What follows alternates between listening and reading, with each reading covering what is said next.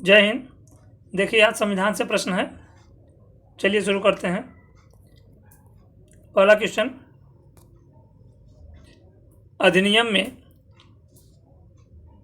कोलकाता के सर्वोच्च न्यायालय की स्थापना का प्रावधान किया गया था। यहाँ किस होना चाहिए था, किस अधिनियम में, या ऊपर आप देख रहे हैं किस अधिनियम में पूछ रहा है किस अधिनियम में कोलकाता में के सर्वोच्च न्यायालय की स्थापना का प्रावधान किया गया था। 1773 के रेगुलेटिंग एक्ट में, 1784 के पिट्स इंडिया एक्ट में, 1813 के चार्टर एक्ट में, या फिर 1833 के चार्टर में। तो 1773 के रेगुलेटिंग एक्ट में यह प्रावधान किया गया था तथा इसके द्वारा 1774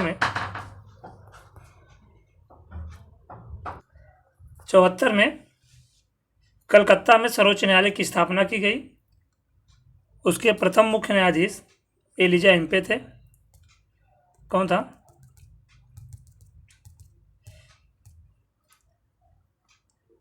एलिजा इम्पे थे प्रथम मुख्य न्यायाधीश, तथा इसके अन्य न्यायाधीशों में चैम्बरलिन,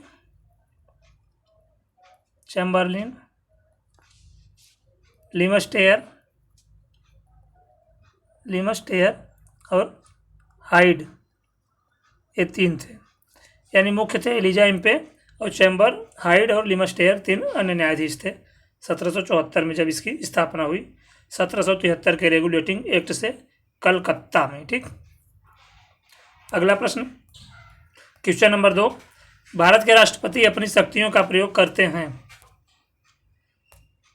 सीधे अथवा अपने अधीनस्थ अधिकारियों द्वारा, मंत्रियों के द्वारा, प्रधानमंत्री के द्वारा, या फिर मंत्रिमंडल के द्वारा। तो भारत के राष्ट्रपति अपने शक्तियों का प्रयोग सीधे अथवा अपने अधीनस्थ अधिकारियों द्वारा करते हैं। आर्टिकल 52 में राष्ट्रपति पद का उल्लेख है तथा 53 में कहा गया है, 53(1) कह लीजिए, 53(1) में कहा गया है कि राष्ट्र की या राज्य की कार्यपालिका शक्ति राष्ट्रपति में निहित होगी और वह इसका उत्तरदायित्व खुद या मतलब स्वयं या अपने अधीनस्थ अधिकारियों की सहायता से या उनके द्वारा करेगा। ठीक, अगला, इसका कौन सही था? ये सही था इसका, ये सही था इसका। अगला, क्वेश्चन नंबर 3, भारत का संघीय न्यायालय निम्नलिखित में से किस वर्ष में स्थापित किया गया?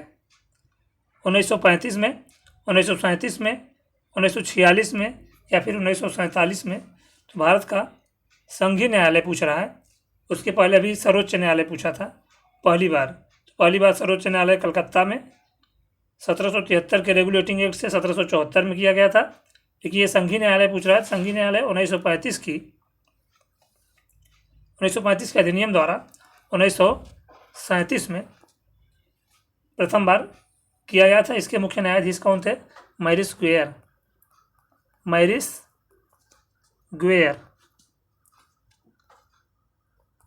गुएर इसके मुख्य न्यायाधीश थे संघीय न्यायालय के।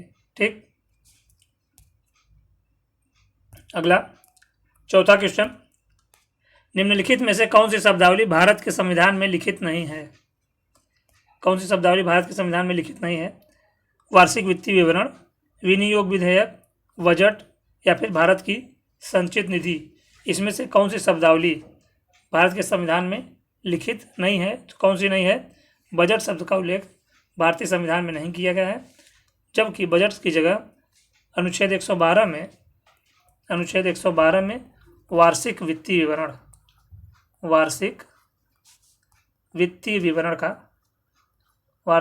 विवरण शब्द का उल्लेख है, विवरण।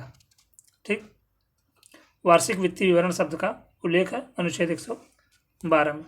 अगला क्वेश्चन, पांचवा क्वेश्चन,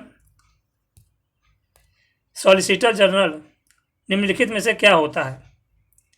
सरकारी अधिवक्ता होता है, राष्ट्रपति का कानूनी अधिकारी होता है, कानूनी सलाहकार होता है, या फिर प्रशासनिक अधिकारी होता है। तो सॉलिसिटर जनरल जो है ये कानूनी सलाहकार होता है। देखिए जो अटॉर्नी जनरल होता है, इसके अतिरिक्त भी भारत में कानूनी सलाहकार होते हैं जो ये क्या बोलते हैं महाधिवक्ता को, सॉरी महान्यायवादी को, जो एजी तुम्हारा क्या कहते हैं अटॉर्नी जनरल को सहायता करते हैं सरकार के कार्यों में, यानी कि कानूनी मामलों में महान्यायवादी की ये सहायता करते हैं। ठीक, अगला छठा क्वेश्चन, भारतीय संविधान निम्न में से कौन सा अधिकार प्रदान नहीं करता है? कौन सा अधिकार प्रदान नहीं करता है भारतीय संविधान? समानता का अधिकार, समान आवास का अधिकार, स्वतंत्रता का अधिकार, या फिर धर्म पालन करने का अधिकार? तो देखिए भारतीय संविधान जो है वो समान आवास का अधिकार ये नहीं देता है। ठीक, मतलब इसका अधिकार समान आवास का अधिकार नहीं प्रदान करता है। बाकी समानता का अधिकार 14 से 18, स्वतंत्रता का अधिकार 19 से 22 और धर्म पालन का अधिकार 25 से 28 अनुच्छेद के अंतर्गत मूल अधिकार में रखा गया है। ठीक, अगला सातवां क्वेश्चन, भारत एक गणतंत्र है, भारत एक गणतंत्र जिसमें अंतर्निहित है, यानी कि भारत एक गणतंत्र है जिसमें अंतर्निहित है, यहाँ है होना चाहिए, क्या अंतर्निहित होना चाहिए? देश स्वतंत्र है, यानी कि ये पूछ रहा है कि गणतंत्र होने का क्या मायने है। देश स्वतंत्र है, क्या ये है? देश में जनतांत्रिक व्यवस्था की सरकार है, क्या ये है? राज्य का अध्यक्ष निर्वाचित होता है, क्या यह है? देश में अंतिम सत्ता होना चाहिए, यहाँ सत्ता हो गया है, देश में अंतिम सत्ता संसद में निहित है, क्या यह है? तो भारत एक गणतंत्र है, यह अंतर्निहित है किसमें कि राज्य का अध्यक्ष जो है वो निर्वाचित होगा, भले ही वह प्रत्यक्ष हो या अप्रत्यक्ष हो, प्रत्यक्ष हो या अप्रत्यक्ष हो, लेकिन निर्वाचित होगा, न कि वंशानुगत होगा। ठीक, अगला आठवां क्वेश्चन, केंद्र में कौन सा एक्ट द्विसदनी विधायिका लाया? केंद्र में कौन सा एक्ट द्विसदनी विधायिका लाया? 1961 का एक्ट, 1917 का एक्ट, 1915 का एक्ट, या फिर 1919 का एक्ट? तो केंद्र में द्विसदनी विधायिका कौन लाता है? 1919 का एक्ट। ठीक, 1919 के एक्ट में दो द्विसदनी विधायिका का प्रावधान किया गया था, जिसमें एक थी राज्य परिषद, दूसरा केंद्रीय विधानसभा। ठीक, क्या था? राज्य परिषद और केंद्रीय विधानसभा। ठीक, अगला 9वां क्वेश्चन, संविधान की प्रस्तावना का विधिक स्वरूप क्या है? क्या है? यह लागू किया जा सकता है, यह लागू नहीं किया जा सकता है, विशेष परिस्थितियों में लागू किया जा सकता है, उपरोक्त में से कोई नहीं। तो जो संविधान की प्रस्तावना का विधिक स्वरूप है वह यह कहता है कि यह लागू नहीं किया जा सकता है। ठीक, क्योंकि यह संविधान का दर्शन है। अगला क्वेश्चन नंबर 10, भारतीय संविधान की उद्देशिका में संशोधन किया गया था। कब किया गया था? 42वें संशोधन में, 24वें संशोधन में, 44वें संशोधन में, या फिर 17वें संशोधन में? तो कब किया गया था? 42वें संशोधन में किया गया था संशोधन 1976 में। इसमें क्या जोड़ा गया था? समाजवादी,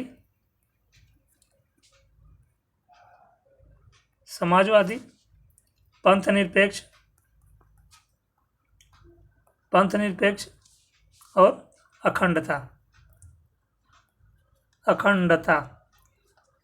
अब कल्पना कीजिए कि अगर ये 3 शब्द नहीं थे तब अगर आप प्रस्तावना पढ़ते तो किस प्रकार से पढ़ते?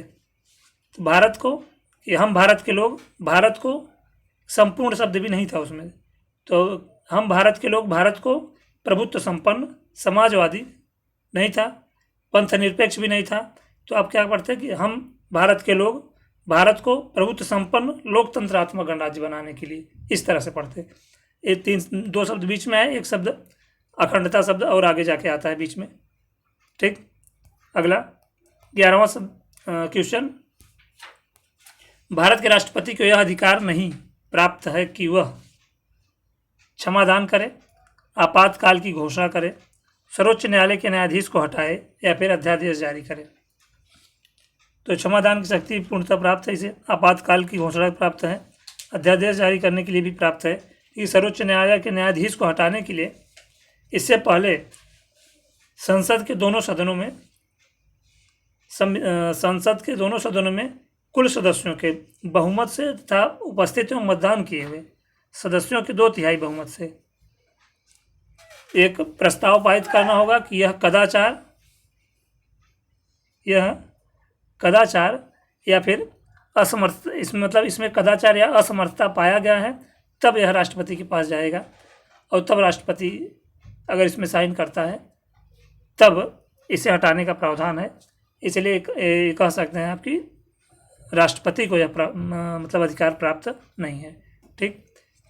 अगला 12वां क्वेश्चन, लोकसभा अध्यक्ष यानी कि स्पीकर अपने कास्टिंग वोट का प्रयोग केवल तब करते हैं, कब करते हैं? वर्तमान सरकार को बचाने हेतु, संविधान में संशोधन के मामले में, आपातकाल के मामले में, जब वोट बराबर होने के नाते टाई हो। तो लोकसभा अध्यक्ष अपने कास्टिंग वोट का प्रयोग कब करता है? जब वोट बराबर हो जाए, किसी विषय पर मतदान हुआ, अगर सत्ता पक्ष और विपक्ष के वोट बराबर हो जाते हैं तब यह इस पे जो स्पीकर है अपना मत देता है स्वेच्छा से। ठीक। बाकी और स्थितियों में अपना मत नहीं देता है। अगला क्वेश्चन नंबर 13, संविधान का कौन सा अनुच्छेद उच्चतम न्यायालय को उसके द्वारा दिए गए निर्णय का आदेश की पुनर्विलोकन हेतु अधिकृत करता है? क्या कह रहा है? संविधान का कौन सा अनुच्छेद उच्चतम न्यायालय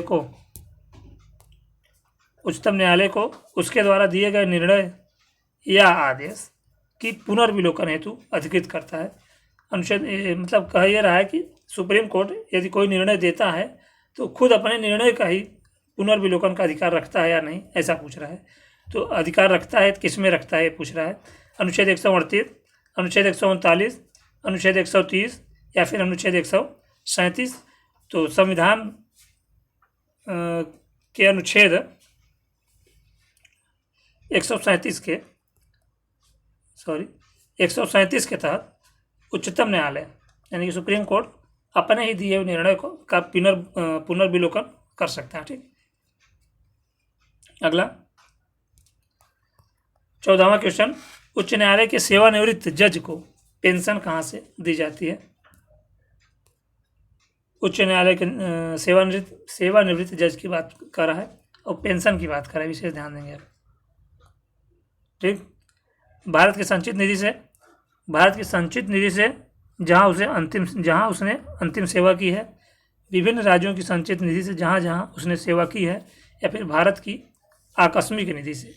तो कहाँ से दिया जाएगा इसे भारत की संचित निधि से दिया जाएगा। पेंशन, ध्यान देंगे आप, पेंशन की बात कर रहा है। पेंशन भारत की संचित निधि से दिया जाएगा उसे। ठीक। भारत की संचित निधि से, लेकिन उसे वेतन और भत्ते जो है वो राज्य के निधि से दिया जाएगा। किस निधि से? राज्य की संचित निधि से। यानी कि ये है कि उसके सेवानिवृत्ति के बाद जो पेंशन मिलेगा वो भारत सरकार द्वारा मिलेगा, लेकिन पद पर रहते हुए उसे वेतन भत्ता जो मिलेगा वो राज्य सरकार की संचित निधि से मिलेगा। ठीक। पेंशन भारत सरकार की संचित निधि से और वेतन भत्ते राज्य सरकार की संचित निधि से। ठीक। अगला, इसमें सही कौन सा हो गया था? सही ये हो गया था, ये भारत की संचित निधि से। अगला 15वां क्वेश्चन, सांसदों की अयोग्यता संबंधी विवाद पर कौन निर्णय देता है? कौन देगा निर्णय? राष्ट्रपति, निर्वाचन आयोग, संबंधित सदन का अध्यक्ष या सभापति, निर्वाचन आयोग के परामर्श से राष्ट्रपति। तो कौन देगा इसमें अयोग्यता यानी किसी भी मामले में सांसद की अयोग्यता संबंधित विवाद पर राष्ट्रपति निर्वाचन आयोग की सलाह से उस पर निर्णय करेगा, ठीक। लेकिन किसके तहत करेगा ये अनुच्छेद 103 के तहत करेगा, ठीक। अनुच्छेद 103 के तहत, क्योंकि 102 में अनुच्छेद 102 में अनुच्छेद 102(1) के तहत कहा गया है कि संसद के सदस्यों की अर्हता और निरर्हता के बारे में बताया गया है। अब 103 में कहा गया है कि इस पर संसद की अर्हता या संसद के सदस्यों की अर्हता या निरअर्हता पे जो निर्णय लेने का अधिकार होगा वो राष्ट्रपति को होगा निर्वाचन आयोग के परामर्श से, ठीक। अगला क्वेश्चन 16वां क्वेश्चन, 10वीं अनुसूची के तहत दल बदल संबंधी, 10वीं सूची के अंतर्गत या तहत दल बदल संबंधी विवाद पर सांसदों की अयोग्यता का निर्णय देता है। यानी अन्य मामलों पर जो निर्णय था वहाँ निर्वाचन आयोग राष्ट्रपति करते थे, निर्वाचन आयोग के सलाह से राष्ट्रपति करते थे।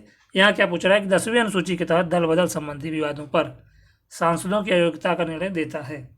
कौन देता है? निर्वाचन आयोग, राष्ट्रपति, निर्वाचन आयोग के परामर्श से राष्ट्रपति, यहाँ तक है। और फिर चौथा नंबर आपका है, चौथा नंबर है संबंधित सदन का अध्यक्ष या सभापति, यानी 3 नंबर इधर है, चौथा ये है। तो इसमें कौन सा होगा? जब दल बदल संबंधी मामला आएगा तो संबंधित सदन का अध्यक्ष या सभापति इसका निर्णय करेगा, ठीक। संबंधित सदन का, यानी जिस सदन का वह मेंबर होगा सांसद, उस सदन का जो सभापति या अध्यक्ष होगा दल बदल संबंधी मामले पर अर्हता या निरअर्हता संबंधी विवाद को सुलझाएगा, ठीक। अगला क्वेश्चन नंबर 17, पार्लियामेंट द्वारा वर्ष 1989 में निर्मित कानून के अनुसार एक नागरिक के वयस्क होने की कानूनी आयु क्या है? 21 वर्ष, 20 वर्ष, 18 वर्ष या फिर 23 वर्ष? पार्लियामेंट द्वारा 1989 में निर्मित कानून, यानी कि 1989 में एक संशोधन किया गया था। कब किया गया था? कौन सा संशोधन था? 61वां संशोधन था 1989 में। इसमें संशोधन ये किया गया कि जो वयस्क होने की आयु है वो 21 से घटाकर अब 18 की जाती है, क्योंकि जब मूल संविधान बना था उसमें वयस्क होने की आयु 21 वर्ष रखी गई थी, लेकिन 61वें संविधान संशोधन 1989 में इसे संशोधित करके 18 वर्ष कर दिया गया है। तो सही कौन सा है? आपका 3रा नंबर सही है, ठीक। 18वां क्वेश्चन, संविधान के किस अनुच्छेद में वयस्क मताधिकार को मान्यता दी गई है? अनुच्छेद 324, अनुच्छेद 325, अनुच्छेद 326, अनुच्छेद 327? किसमें की गई है? अनुच्छेद 326 के अंतर्गत वयस्क मताधिकार का उल्लेख किया गया है, ठीक। अनुच्छेद 325 देखेंगे तो इसमें कहा गया है कि धर्म, मूल वंश, जाति, लिंग आदि के आधार पर किसी को निर्वाचन नामावली से बाहर नहीं किया जा सकेगा, ठीक। अगला क्वेश्चन नंबर 19, संविधान के किस संशोधन के द्वारा केंद्रीय मंत्रियों की संख्या लोकसभा के कुल सदस्यों के 15% पर सीमित कर दी गई है? 91वां संशोधन, 92वां संशोधन, 90 संशोधन या फिर उपरोक्त में से कोई नहीं? किस पे की गई है? 91 संशोधन, ठीक। कब किया गया था? 2003 के अंतर्गत किया गया था। इसमें कहा गया कि जो मंत्री परिषद, यानी जो केंद्रीय मंत्री परिषद होगी उसकी सदस्य संख्या जो लोकसभा है, लोकसभा इनके कुल सदस्यों की 15% होगी, ठीक। 15%। अगला क्वेश्चन नंबर 20, निम्नलिखित कार्यों में से कौन सा कार्य स्थानीय स्वशासन से संबंधित नहीं है? नहीं पूछ रहा है। जन स्वास्थ्य, स्वच्छता का प्रबंध, जन उपयोगी सेवाएं, लोक व्यवस्था का अनुरक्षण, इसमें से कौन सा नहीं है? जो लोक व्यवस्था का अनुरक्षण है ये कार्य स्थानीय स्वशासन यानी कि पंचायत या नगर पालिका नहीं करेगा। ठीक, तो लोक व्यवस्था का अनुरक्षण किसमें मतलब पंचायत नहीं करेगी। पंचायतों के जो शक्तियाँ, अधिकार और उत्तरदायित्व की बात की गई है वो किसमें की गई है, 243(6) में। ठीक, 243(6) हो गया। इतने क्वेश्चन है। हमारे साथ जुड़े रहने के लिए आपको धन्यवाद। और यदि आपने हमारे चैनल को सब्सक्राइब नहीं किया तो सब्सक्राइब करिए और अपने मित्रों को शेयर करिए। धन्यवाद।